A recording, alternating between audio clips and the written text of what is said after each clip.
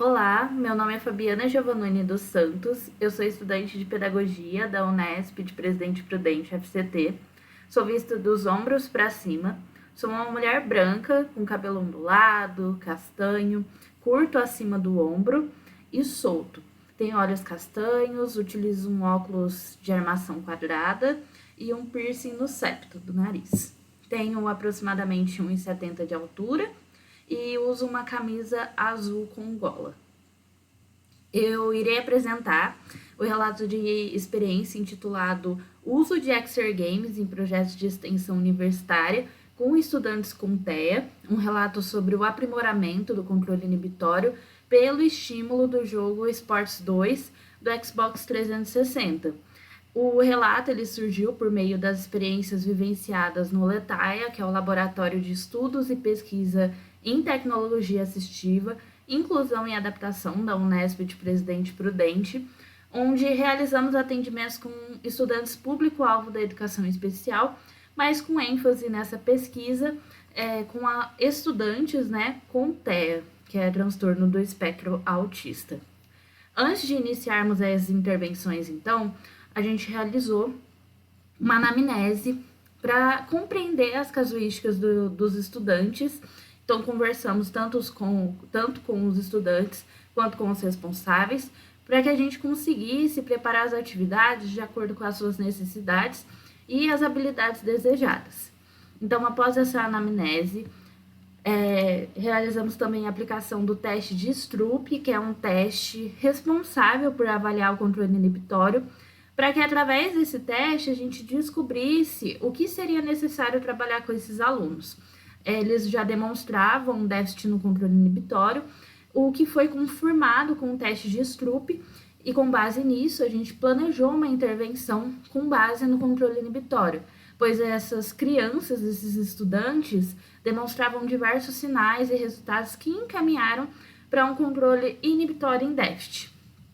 Então, para trabalhar essa função executiva, decidimos utilizar Exer Games, que é um dos fundamentos do laboratório, e, em específico, o jogo Sports 2 no Xbox 360.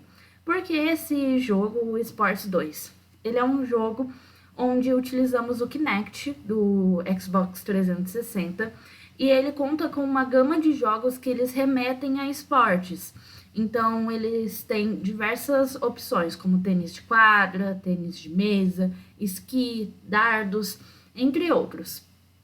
E todos esses jogos, eles possuem objetivos e um sistema de pontuação, além da possibilidade de ser jogado contra um adversário, no caso sendo outro estudante ou o professor que está acompanhando ali nos atendimentos, ou contra até mesmo ao computador, ao sistema ali do próprio jogo.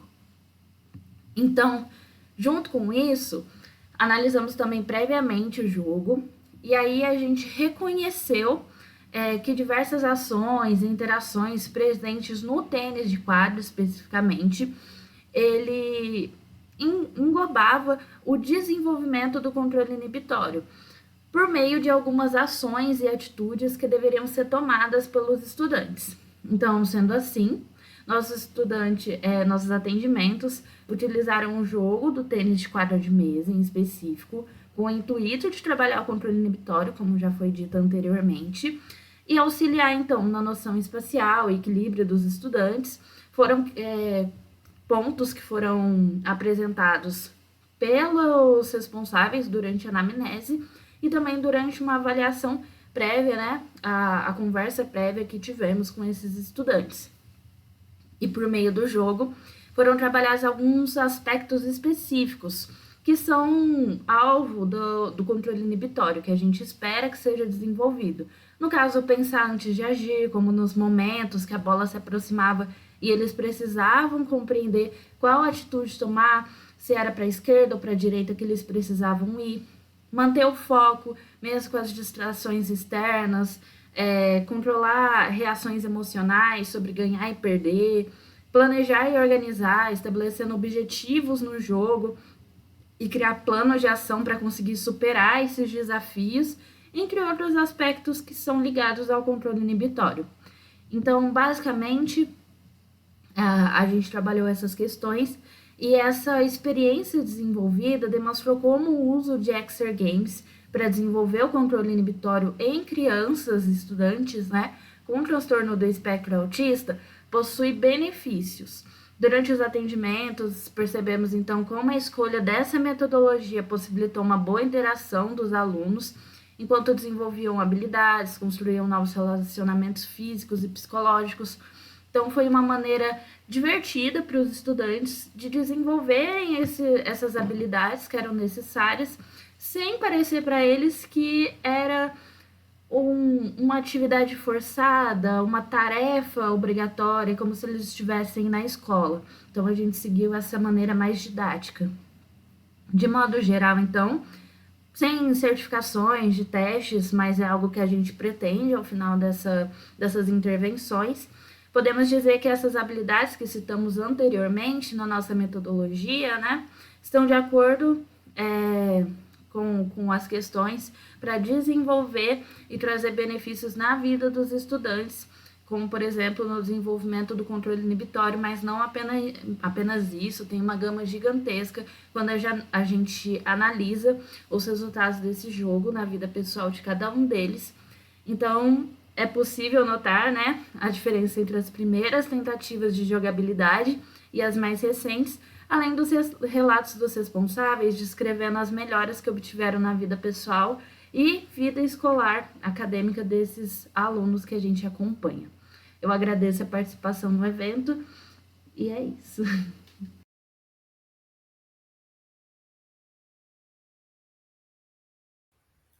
Olá, eu sou Amon Alfredo Manuel, sou africano de nacionalidade moçambicana, sou visto dos ombros para cima, homem de pele preta, cabelo médio escuro, olhos castanhos, vestindo camiseta de cor preta.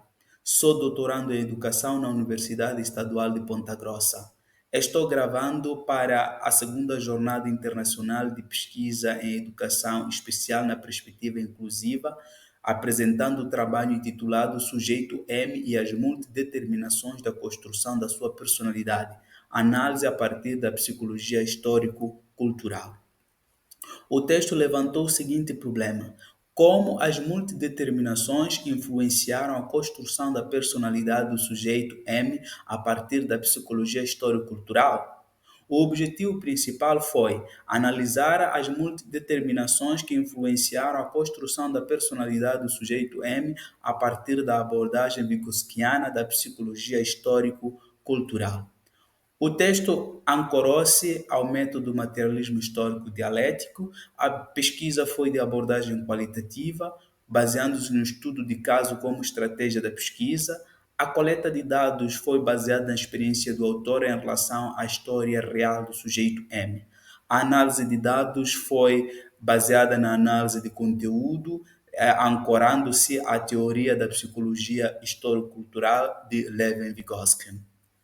A personalidade de um indivíduo não se constrói de forma isolada, mas sim por meio de um processo dialético de interações do indivíduo com o ambiente sociocultural ao longo da sua vida, por internalização de signos social e culturalmente construídos para o desenvolvimento do indivíduo.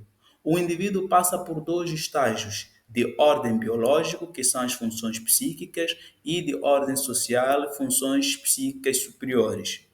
Esses estágios ocorrem em dois momentos, sendo o primeiro de nível, que é o nível de desenvolvimento atual, e o segundo, a zona de desenvolvimento iminente. A personalidade do indivíduo não é uma totalidade condicionada genotipicamente. Daí que a personalidade resulta das relações dialéticas entre fatores externos e internos sistematizados na atividade social do indivíduo. O sujeito M é um cidadão de nacionalidade moçambicana nascido na década de 1990, filho de pai técnico de medicina preventiva não vivo e mãe camponesa. O casal teve 9 filhos, 3 mulheres e 6 homens, sendo o sujeito M o nono. O sujeito M nasceu num momento em que a família enfrentava problemas socioeconômicos onde a mãe se dedicava ao trabalho da roça e um belo dia, ainda na gestação do sujeito M, ela foi mordida por uma cobra jiboia, forçando a realização do parto por uma cesariana para que o veneno não afetasse o bebê. Com isso, os médicos afirmaram que o bebê, sujeito M, viveria no máximo 2 anos, por causa da fragilidade da sua condição de saúde, o que configurou a medicalização do sujeito M. E por conta da condição de saúde da sua mãe, o sujeito M ficou ao cuidado dos seus 8 irmãos. Com a situação da medicalização do sujeito M, os irmãos dedicaram-se à saúde dele. Quando o sujeito M completou 4 anos, ingressou no ensino pré-escolar e tendo iniciado o processo da construção da sua personalidade através da intervenção do processo pedagógico, permitindo a internalização de novos signos, tendo ampliado assim o nível de desenvolvimento atual e criaram-se possibilidades de ampliação da sua zona de desenvolvimento iminente. Aos 8 anos ingressou no ensino primário e finalizou com 15 anos, e aos 16 anos ingressou no ensino secundário, onde foi morar com seu irmão, o quarto na ordem, porque as condições econômicas da família estavam cada vez mais precárias e o irmão acabava de finalizar a licenciatura numa das universidades públicas do país. O sujeito M finalizou o ensino secundário com 20 anos e com 21 anos decidiu ingressar no Exército e com 23 anos iniciou o curso de licenciatura em Ciências Militares e com 28 anos ingressou no mestrado em Ciência e Educação com 33 anos ingressou no doutorado em Educação. Os resultados obtidos a partir da análise da trajetória do sujeito M evidenciaram o papel central das multideterminações sociais, históricas e culturais na construção de sua personalidade, conforme proposto pela psicologia histórico-cultural. Assim, ficou evidente que as relações sociais, culturais e condições materiais foram determinantes para a formação da personalidade do sujeito M, que os médicos haviam determinado que viveria até os seus 2 anos. A medicalização dele foi superada pelas interações com os outros, como mãe, irmãos e amigos. Contudo, a construção da personalidade do sujeito M foi profundamente influenciada pelas relações familiares, práticas pedagógicas, mediações religiosas, experiências militares e trajetórias acadêmicas, sendo todas essas dimensões integradas dialeticamente. As interações interpessoais foram determinantes para a construção da personalidade do sujeito M, deixando evidente que o ser humano se faz na relação com os outros e com o meio ao seu redor. Essas interações contrariam a medicalização do sujeito M por conta da sua condição frágil de saúde logo após o nascimento. Ele se tornou o único militar, o terceiro a cursar doutorado na família, quer dizer, o processo pedagógico não foi clínico e permitiu a transformação para a superação das diversas situações que o sujeito M estava enfrentando na sua família e, finalmente, construiu uma personalidade com uma autoconduta. Com isso, defende-se aqui a tese que o contexto social e as condições materiais de um indivíduo são determinantes para a construção de sua personalidade. Essas são algumas referências e meu muito obrigado.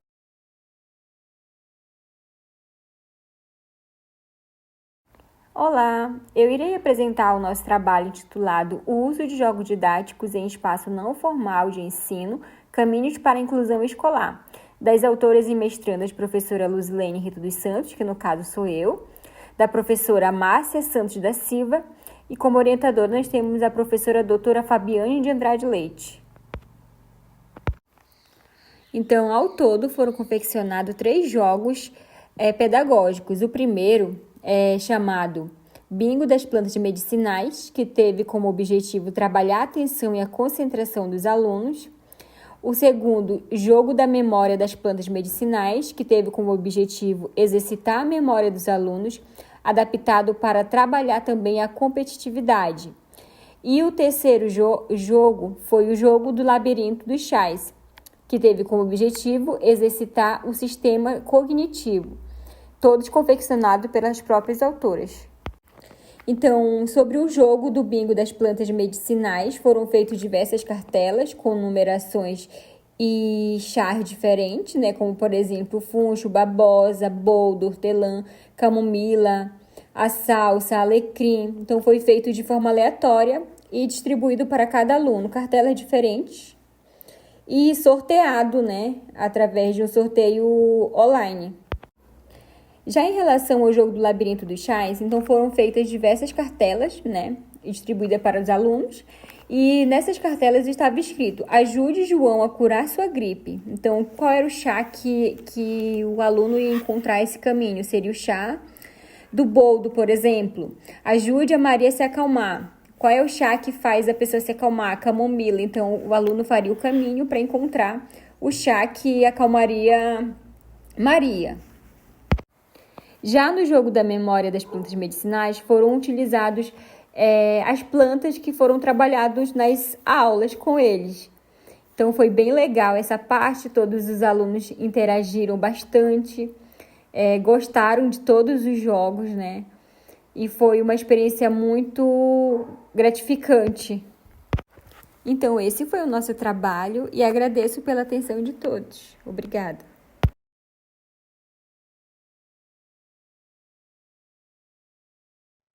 Olá, meu nome é Douglas Pimenta de Donato, eu sou aluno do curso de Geografia da Unesp de Presidente Prudente, sou visto dos ombros para cima, sou um homem branco, cabelo cacheado, curto, raspado nas laterais e castanho. Tenho os olhos castanhos, tenho 1,80 de altura, estou vestindo uma camiseta azul marinho e tenho a barba volumosa. Para começar, eu irei apresentar o relato de experiência intitulado Uso de jogos analógicos em projeto de extensão universitária com estudantes com paralisia cerebral. Um relato de experiência sobre o desenvolvimento do controle inibitório e da coordenação motora fina. Esse relato de experiência é resultado das atividades trabalhadas com estudante com paralisia cerebral durante os atendimentos do projeto de extensão universitária realizado pelo Laboratório de Estudos e Pesquisa em Tecnologia Assistiva, Inclusão e Adaptação. Esses atendimentos tiveram o objetivo de desenvolver as habilidades motoras e cognitivas do estudante por meio de jogos analógicos, onde esses jogos serviriam como um catalisador do processo de desenvolvimento e aprendizagem do estudante. Antes de iniciarmos as intervenções com esse estudante, foram realizados levantamentos bibliográficos buscando formular um arcabouço teórico acerca da paralisia cerebral, para fundamentar as atividades posteriores com esse estudante. Ainda nessa fase de levantamento bibliográfico, objetivaram-se buscas por possíveis casuísticas relacionadas a essa deficiência, junto com a aplicação da ficha de anamnese e triagem com o aluno e sua responsável. Com essa base teórica construída, foi possível identificar que o estudante possuía atraso no raciocínio, possuía desatenção quando em lugares barulhentos, possuía um déficit no controle inibitório também. Por ser canhoto, ele desenvolveu uma maior capacidade com a mão esquerda, mesmo que nessa mão ele possuísse um movimento de pinça cruzado, cruzando o seu dedão entre o dedo anelar e médio. O primeiro dos jogos trabalhados com ele foi o jogo da memória, onde o estudante tinha como objetivo escolher uma das peças que estava virada para baixo, dispostas na mesa, puxá-la, virá-la e dispô-la virada para cima na mesa. Após isso, ele tentaria encontrar o seu par e fazer o mesmo processo, com o movimento de pinça, virando novamente. Essa atividade demonstrou-se muito positiva para o trabalho com o controle do estudante sobre a coordenação motora fina, mais especificamente o movimento de pinça no movimento de puxar, depois colocá-la novamente virada para cima. O segundo jogo selecionado foi o jogo Ludo, que possuía um nível de dificuldade maior e após 2 atendimentos com o estudante, esse jogo demonstrou que possui uma certa dificuldade relacionado a jogar os dados, porque os dados eram muito pequenos para o aluno pegar. Então, isso demonstrou uma necessidade de adaptação desse jogo. Optamos então por pegar uma versão desse jogo onde o aluno, ao invés de jogar um dado, poderia retirar uma carta fazendo o movimento de pinça e, após lê-la, depositar a carta virada para cima no tabuleiro novamente. Essa dificuldade que findou na troca do jogo também demonstrou outras capacidades e potencialidades do jogo. A partir desse trabalho desenvolvido com o estudante, foi possível concluir que o uso de jogos analógicos no geral, em específico do Ludo e do jogo da memória, podem servir como boas ferramentas para trabalhar atividades envolvendo a coordenação motora e as funções executivas, visto que operam com movimentos manuais diversos. Ah, Possuem também composição de regras para jogabilidade e dinâmicas de jogadas e planejamentos de execução diversas em si. Além disso, eles garantiram um engajamento contínuo do estudante, mesmo nas atividades mais complexas, o que normalmente caracterizam-se como desafios na implementação do jogo, o que facilitou muito na interação e desenvolvimento das habilidades necessárias. Voltando num tópico anterior, as dificuldades encontradas durante a execução dessas atividades demonstraram as potencialidades em si também dos jogos, sendo que esses jogos, quando receberem uma tecnologia assistiva que permitisse que o estudante pudesse trabalhar melhor com aquele jogo, eles demonstram também que não só tem uma potencialidade de adaptação, quanto tem uma potencialidade de produção bibliográfica futura para futuros jogos a serem planejados para outros estudantes. Muito obrigado.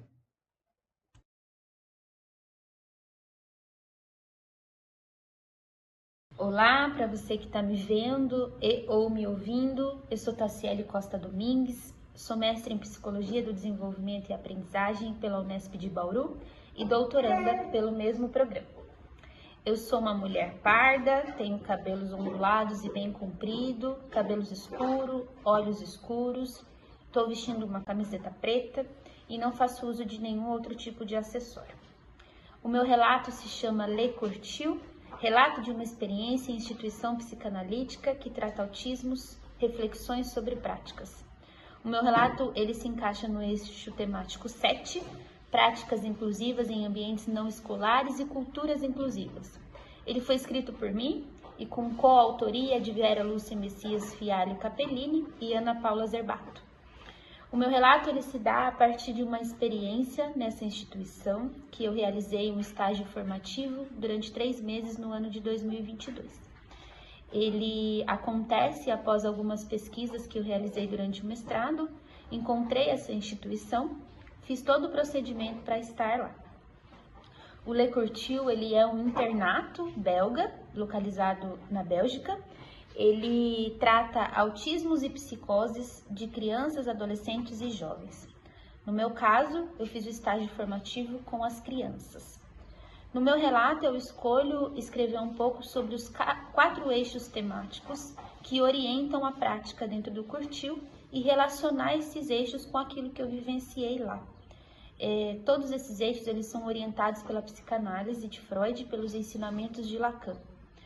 O primeiro eixo é a parceria de cada membro de equipe com a criança, o segundo, a reunião de equipe, o terceiro, a posição do diretor terapêutico e o quarto, a referência teórico-clínica dos membros do Curtiu. Então, sobre a parceria de cada membro da equipe com a criança, a forma como o Curtiu é organizado é justamente em relação às rotinas diárias.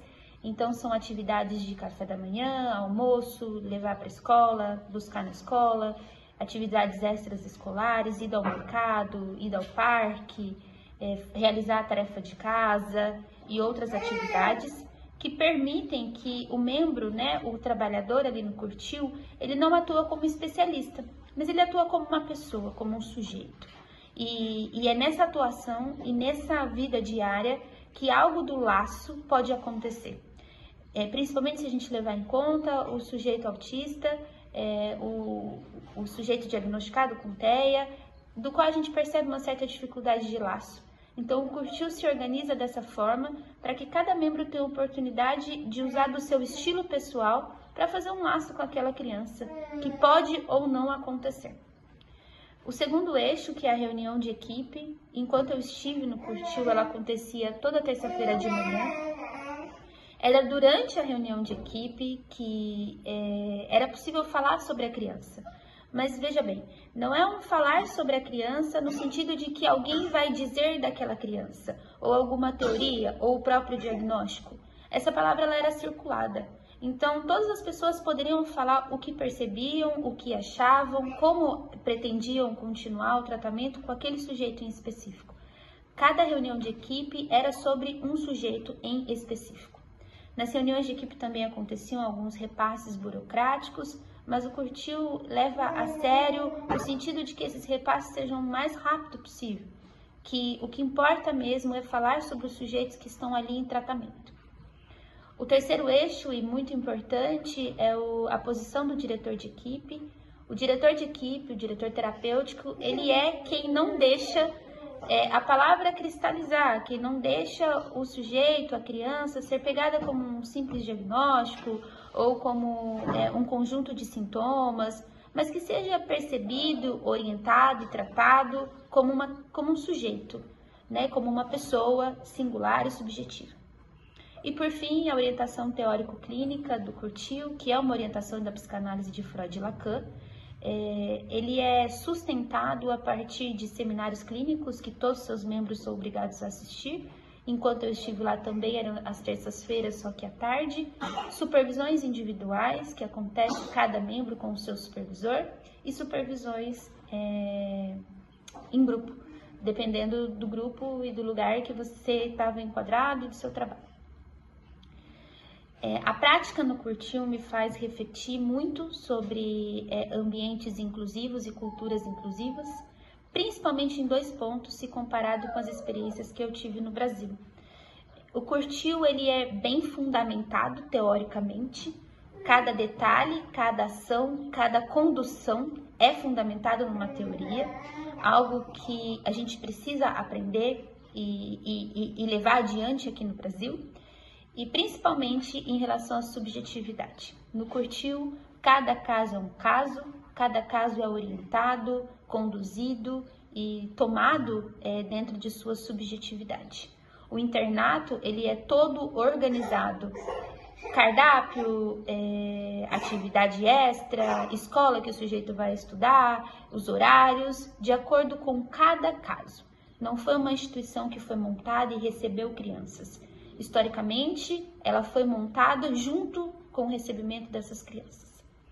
Esse é meu relato, eu espero que eu tenha colaborado de alguma forma com a sua perspectiva a respeito da prática inclusiva, com reflexões que possam vir. Eu estou aberta para comentários, sugestões, que qualquer um de vocês queiram me enviar ou escrever aqui, que o evento possa me repassar. Um ótimo evento para você!